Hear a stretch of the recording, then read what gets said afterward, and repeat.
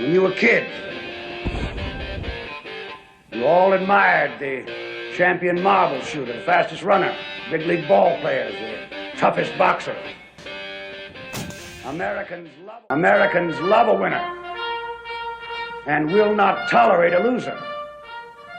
Americans traditionally love to fight. When you were kids, you all admired the champion marble shooter, the fastest runner, big league ball players, the toughest boxer. Americans love a winner and will not tolerate a loser. Americans play to win all the time. I wouldn't give a hoot in hell for a man who lost and laughed. That's why Americans have never lost and will never lose a war. Because the very thought of losing is hateful to America. Look at them yo-yos, that's the way you do it. You play the guitar on the MTV. That ain't working, that's the way you do it. Money for nothing and your chicks for free. What was this Burisma thing all about? Why did the vice president's son sit on the board of multiple companies in Ukraine? It's like Russia, by the way, not Ukraine. Oh, okay, but it was inside of. No, it was in Moscow. No, this is the key detail. He was in Ukraine, was he not? No, he was part. He had been in Ukraine, and the Ukrainian people, they had their own Trump revolution. They kicked the whole government out. They sent them fleeing to Moscow in 2014, including the CEO of Burisma. And only when he was in Moscow, and the testimony of Devin Archer, Hunter Biden's business partner, he said this before Congress in 2023. He said the same day that Putin took Crimea, he was meeting with the CEO of Burisma in Moscow. Burisma opposed Ukraine's revolution because they couldn't control this country anymore. They couldn't control free people. They wanted to pillage and get its resources. And so what did they do? They paid off the son of the vice president. Biden was in charge of Ukraine policy. Obama didn't care. You could put Biden in charge with Jake Sullivan. Biden in charge of Ukraine policy when Ukraine broke away from the grip of Russia in 2014. Burisma, whose CEO had fled to Moscow, whose energy assets were in the Crimean Peninsula, which for 3 weeks was in the control of the free Ukrainians, pays the son of Biden. And what does Biden do? They choose not to help Ukraine. I mean, this is the quid pro quo. But Burisma was not Ukrainian. It was anti-Ukraine. Do you think that Putin can be trusted in these negotiations? No. Putin is a war criminal and should be in jail for the rest of his life, if not executed. What is your level of concern that Ukraine and Europe are not part of these Russia-U.S. negotiations? I don't know what the scheme is. There may very well be a method to all of this.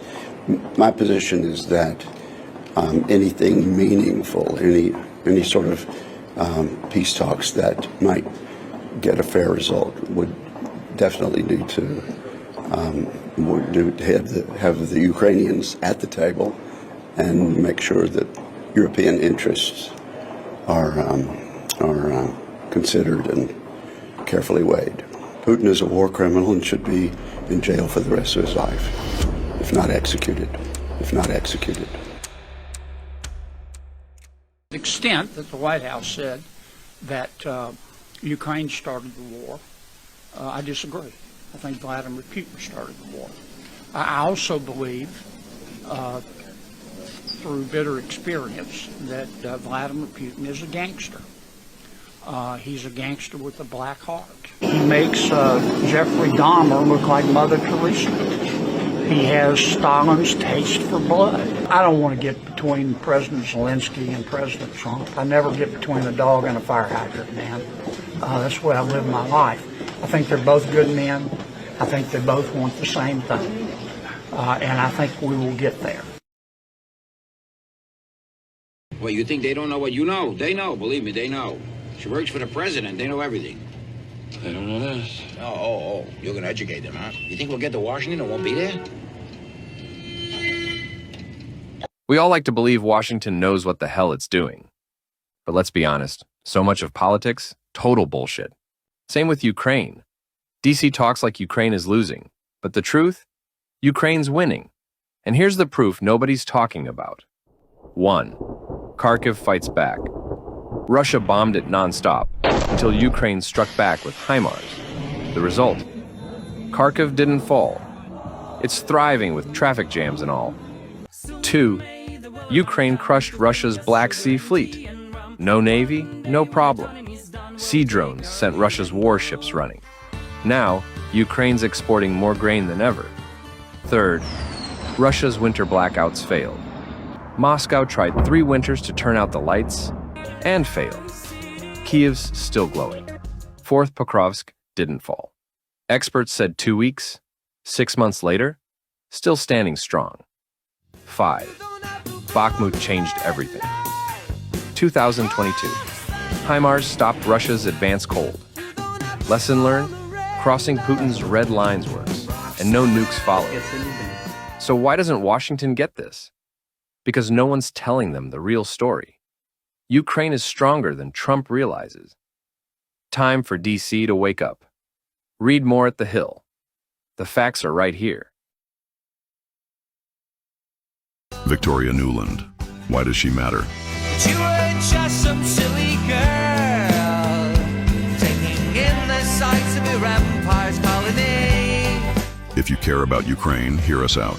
Victoria Nuland, former U.S. Assistant Secretary of State, a key figure in American foreign policy, is at the center of one of the most deeply held and damaging beliefs about Ukraine. Biological research facilities. Many Americans, including Elon Musk and key figures close to Trump, genuinely believe she orchestrated the 2014 Maidan Revolution. That it wasn't a real uprising, but another American regime change operation. I mean, we literally had our Assistant Secretary of State for Europe and Eurasian Affairs, Victoria Nuland, handing out cookies and water bottles to violent street protesters. And as long as Americans believe that the United States caused this war, they will never believe in Ukraine. Why do they think this? Because America's foreign policy disasters, Iraq, Afghanistan, Libya, left deep scars. People are sick of foreign interference. Victoria Nuland, caught on a leaked 2014 phone call, talked about which Ukrainian opposition leaders she favored during Ukraine's Maidan Revolution. I just think Klitsch going in, he's going to be at that level working for Yatsenyuk. It's just not going to work. To Americans already skeptical of U.S. intervention, it looks exactly like the meddling they've come to despise. And if that's true, if America orchestrated Maidan, then Ukraine, in their eyes, is just a pawn in someone else's game. Are they right? No. But we can't just tell them that. We have to understand their skepticism first. What did Nuland actually do? The leaked call is real. And yes, she sounds arrogant, like a U.S. official trying to manage a situation not inside it. She worked with Jake Sullivan, then Vice President Biden's national security advisor, to push for a deal with Yanukovych, the pro-Russian president. That's the irony. She wasn't trying to create a revolution. She was trying to contain it. But Ukrainians didn't take that deal, because Maidan was bigger than Washington's orders. If you lived through Maidan, share your story. Let's dismantle the propaganda where it starts. How do you walk that tightrope? You were just some silly girl, taking in the sights of your empire's colony. So I took you into my confidence without a thought of consequence. Ukraine is closer to the vision that they might have for America than Russia is. And that is of somewhere where people have agency, where they can build businesses, where they want to reduce the power of the state, where they have traditional values and chemical-free food and all this stuff. There are so many people who have heard about Ukraine for the first time in 2022, know nothing, read nothing, have never been here, and they say like the cities are destroyed or the people are anti-Christian, when in reality Ukraine is just like the cradle of all these values you are trying to rediscover in your societies. I hate it when politicians, for example, global opinion leaders who have never been to Ukraine reason about Ukraine, our state at this time in a war, or our history or our culture without visiting Ukraine for a day even. I'm sure a lot of things changed in your attitude towards Ukraine after your visits.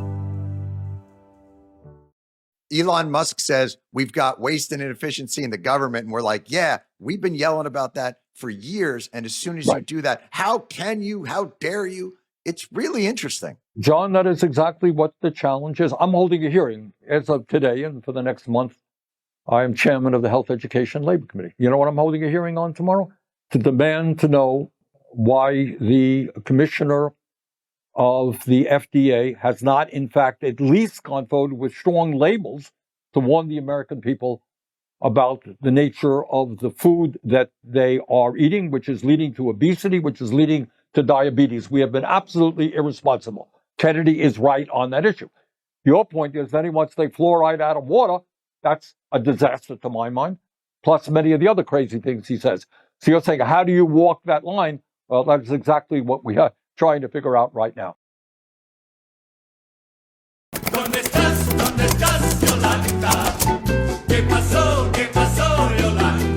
The media ignores the absence of a problem, so here's what you've missed. This is our series about how fighting back is the best form of negotiation against an enemy who wants to destroy you. June 25th, 2022. The Ukrainian city of Severodonetsk falls to the Russians.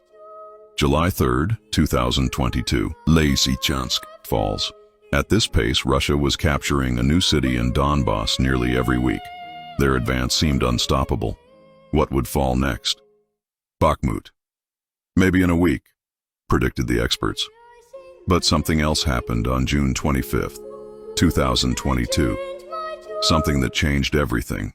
After months of hesitation from Washington, and thanks to determined Ukrainian patriots and American veterans behind the scenes, Ukraine finally got the green light to use America's precision HIMARS, high mobility artillery rocket system. And what happened? The tide of the war turned. Bakhmut didn't fall in a week. It held for nearly 11 months. Yes, Bakhmut was a bloodbath. But because it held, major Ukrainian cities like Dnipro are still free. 3 years later, HIMARS crossed one of Putin's so-called red lines. In 2022, he threatened nuclear war if Ukraine used them. And what happened instead? Russia's advance slowed to a crawl. Instead of a city falling every week, Bakhmut became a fortress, proving that fighting back works. Let's remember this.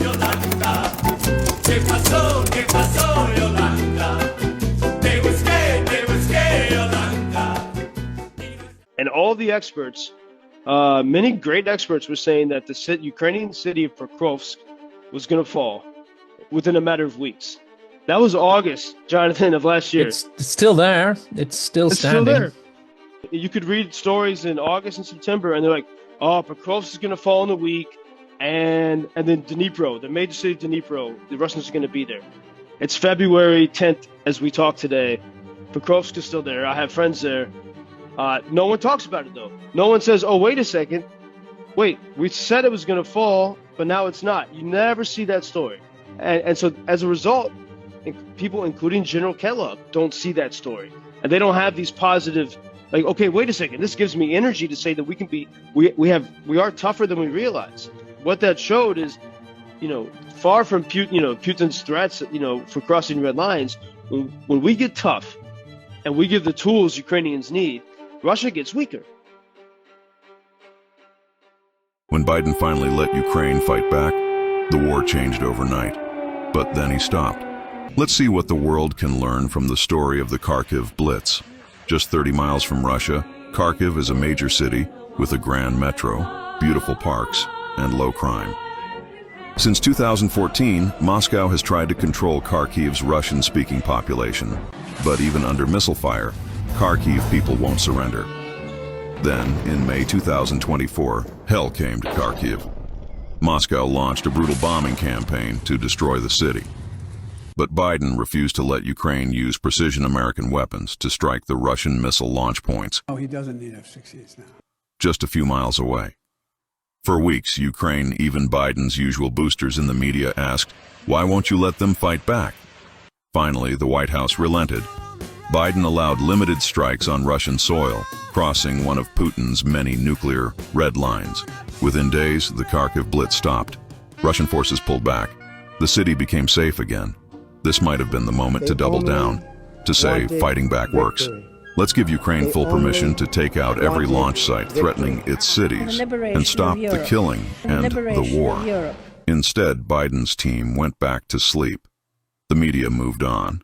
A month later, Russia regrouped and resumed bombing Kharkiv from new positions just farther back. By the way, Kharkiv, though bloodied and bruised, just 30 miles from Russia, still stands free today. What should we learn from the story of the Kharkiv Blitz? Let us try to make men free while God is watching on. Glory, glory, hallelujah. Glory, glory, hallelujah.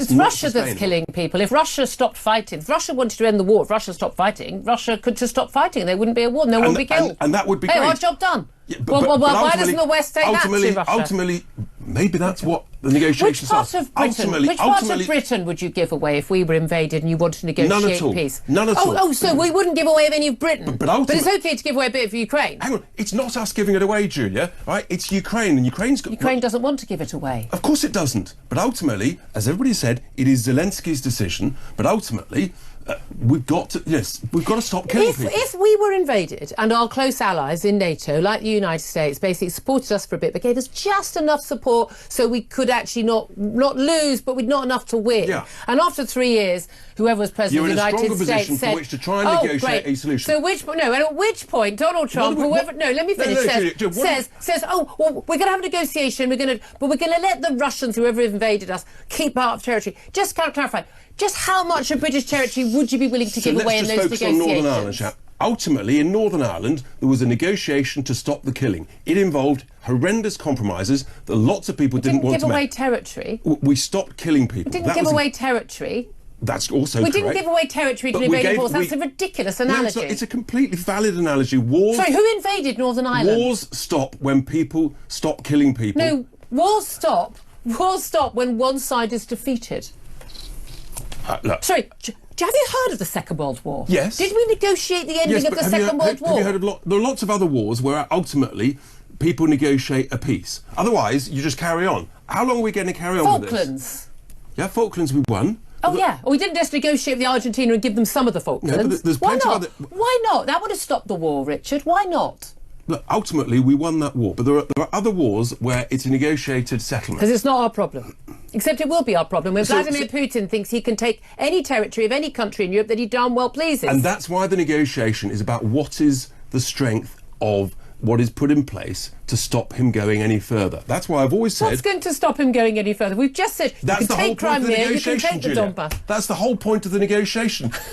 Is Ukraine going to join NATO and therefore benefit from the Article 4? Well, that's the point of the negotiation. Well, there's no negotiation, is it? Is there? There's no negotiation. The Secretary of State clearly don't understand how President Trump works. He starts out in one position. That doesn't mean that's where he settles. The whole point of a negotiation, you set out positions and then you work out where you're going to finish. You know what you don't do in a negotiation? You set out a position where you've given the other side everything that they want. And that's not what I suspect. Literally what they've done in the last 24 hours. I completely disagree. I just thought Reform cared about national borders. We do absolutely care about national borders and sovereignty. Not all of them. Okay. But equally, we don't want to carry on killing people. We're not killing people. But ultimately, somehow, the war has got to stop. It's gone on for 3 years. How long do we keep it going? Hold on, Ukraine. Hold on.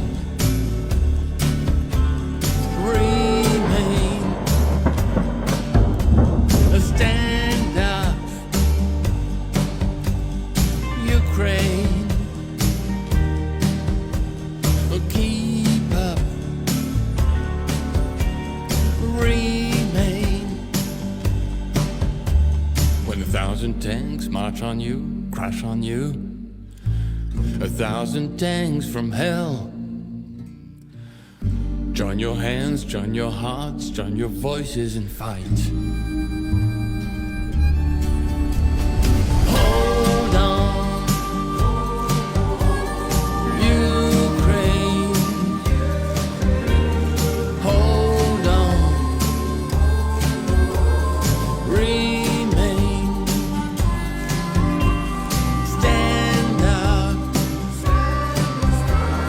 Ukraine. Keep up, remain. Hold on, Ukraine. Hold on.